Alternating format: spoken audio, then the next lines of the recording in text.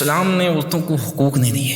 یعنی کا ضابطہ تو یہ ہے کہ جیسے حقوق اسلام نے دیے نا عورتوں کو، نہ کسی نے دیے ہیں نہ دے سکتا ہے. افسروں والی زندگی، لوگ کہتے ہیں جناب صاحب کوئی تویز دے دیں، کوئی وظیفہ دے دیں، کوئی دعا کر دیں کہ ہم گھر میں بیٹھے ہوں اور جناب کاروبار ایسا چلے کہ جناب سارے معاملات ہی چل جائے، گھر میں بیٹھے ہوں اور ہم گھر میں بیٹھ کر کھائیں، ایسا معاملہ ہو جائے، کاروبار ایسا چل جائے، اور ہم جب گھر سے باہر نکلیں تو ہمارے ساتھ جناب گارڈ ہوں، پروٹوکول ہو ہمارے ساتھ، ایک گارڈ آگے ایک پیچھے ہو، جناب ہماری حفاظت ہو. ایسی زندگی، یہ افسروں والی زندگی، میں نے کہا یہ زندگی رب نے، یہ رب کے رسول نے، یہ اسلام نے، یہ شریعت نے فقط عورت کو دی ہے.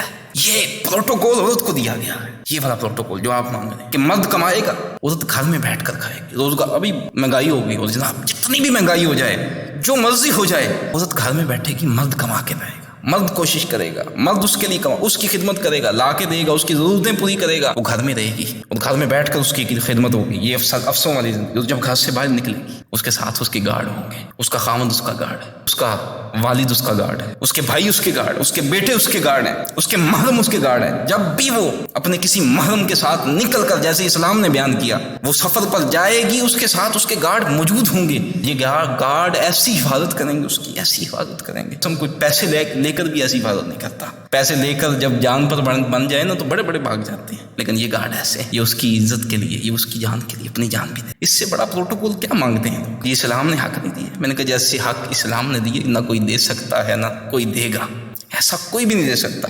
نہیں، جیسے مرد کام کرتا ہے، جیسے چیزیں مرد کرتا ہے، وہ چیزیں کیوں نہیں عورت کر سکتی؟ جیسے لباس پہن کر مرد بازاروں میں پھرتا ہے، جیسے مرد جو ہے وہ دوستوں یاروں کے ساتھ رات پر باہر رہ سکتا ہے، اور جس طرح کے کام مرد کرتا ہے وہ عورت کیوں نہیں کر سکتی؟ تو میں نے کہا یہ تو فطرت کا ضابطہ ہے. یہ تو ہر چیز، ہر اجناس کا علیحدہ سے بیان. جیسے ایک گدھا ہے تو گدھا جناب، کوئی کہے کہ گدھا جناب آپ سے افضل ہے کیونکہ گدھا 10 من وزن اٹھا دیتا ہے، آپ نہیں اٹھا سکتے. تو میں نے کہا یہ وجہ افضلیت نہیں ہے. وزن اٹھانا یہ گدھے کے اندر کمال ہو سکتا ہے، انسانوں کے اندر نہیں. انسانوں کے اندر کمال کی اصول نہیں. ہاں یہ ترجیح کی صورت ہو سکتی ہے، لیکن کمال نہیں ہے کہ جب گدھے کے ساتھ کمپیئر کیا جائے تو کہا جائے ایسا. یہ درست نہیں ہے. ہاں جب گدھوں کے اندر کمپیئر کیا جائے، گدھا اچھا کون سا جو وزن زیادہ اٹھاتا ہے، تو انسانوں کے ساتھ تو نہیں ہم اس طرح کمپیئر کریں گے. انسان گدھا افضل ہے انسان سے کیونکہ 10 من وزن اٹھا لیتا ہے اور انسان جو نہیں اٹھا سکتا، لہٰذا گدھے کو اشرف المخلوقات ہونا چاہیے. ایسا نہیں ہے. رب نے ہر چیز کو جو اس کے حق بنتے تھے، جس طرح بنتے تھے اس طرح ہی دیے. تو کمال جس میں ہوتے ہیں اس میں سمجھے. اسی طرح مرد کے حقوق علیحدہ ہیں، مرد کے کام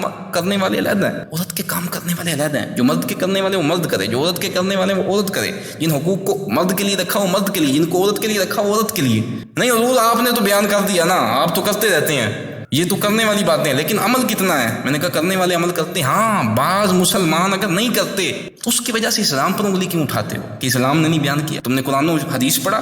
اسلام نے ایسے حقوق کو بیان کیا. خدا کی قسم آپ پڑھ کے دیکھیں، بغور مطالعہ کریں تو آپ کو کئی جگہوں پر یہ محسوس ہوگا کہ جس طرح کے حقوق رب نے عورتوں کو دیے ہیں شاید مردوں کو نہیں دیے. آپ کو محسوس ہوگا. تو پھر اسلام پر اعتراض کیوں؟ دیکھیں ایک گاڑی یا کسی کمپنی کی ہو تو جناب وہ اگر گاڑی کا ایکسیڈنٹ کر دیا جائے، چلانے والے نے ایکسیڈنٹ کر دیا، کیا آپ مقدمہ کمپنی کے اوپر ہوگا؟ اگر کوئی کمپنی پر مقدمہ کرے تو بیوقوفی کہا جائے. اسے لوگ بیوقوفی کہیں گے کہ جناب یہ تو بیوقوفی ہے کہ کمپنی پر مقدمہ کر دیا جائے. غلطی تو ڈرائیور کی ہے. کمپنی والوں نے تو انسٹرکشن دیے تھے، انہوں نے ضوابط بیان کیے تھے، انہوں نے نہیں کہا تھا کسی کی جان لی جائے. یہ تو اس کی غلطی ہے جس نے ڈرائیو کیا. یعنی کہ اسی طرح اسلام نے انسٹرکشن دی ہیں، اسلام نے اصول بیان کیے ہیں، ضابطے بیان کیے ہیں. زندگی ایسی ہے، ضابطہ حیات ایسا ہے، اور عمل کر کے بتایا. یہ تو غلطی ہے اس کرنے والے کی، جو حق نہیں دیتا، عورتوں کو نہ دے یا جس کو بھی نہ دے، یہ تو اس بندے کی غلطی ہے. اسلام پر انگلی نہیں اٹھتی. میں تو آپ پورا ضابطہ اسلام اٹھا کے دیکھیں، اور خدا کی قسم اس طرح کے حقوق اسلام نے عورتوں کو دیے ہیں، نہ ایسے کسی نے دیے ہیں نہ کوئی دے سکتا ہے. اور یہ تو صرف مغرب کی ایک چال ہے